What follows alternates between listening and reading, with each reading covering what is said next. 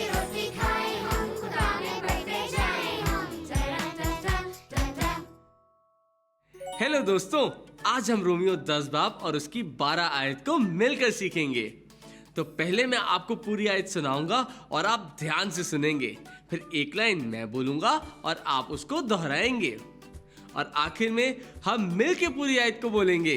तो क्या आप तैयार हैं? अब मैं आपको पूरी आयत सुनाऊंगा और आप ध्यान से सुनेंगे।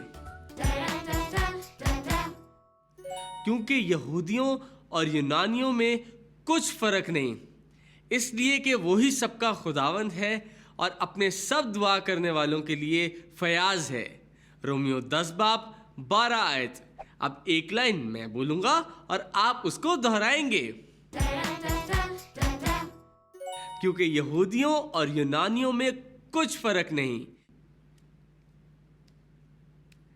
इसलिए कि वही सबका खुदावंद है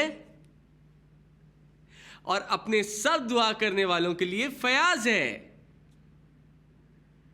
रोमियो 10 बाब 12 आयत। वाह, बहुत अच्छे।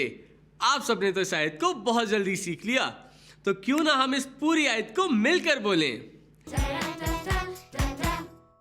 क्योंकि यहूदियों और यूनानियों में कुछ फर्क नहीं, इसलिए कि वही सबका खुदावंद है और अपने सब दुआ करने वालों के लिए फयाज है।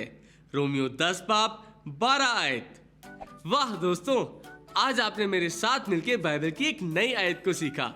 इस आयत को हमेशा याद रखें और दोस्तों को भी सिखाएं।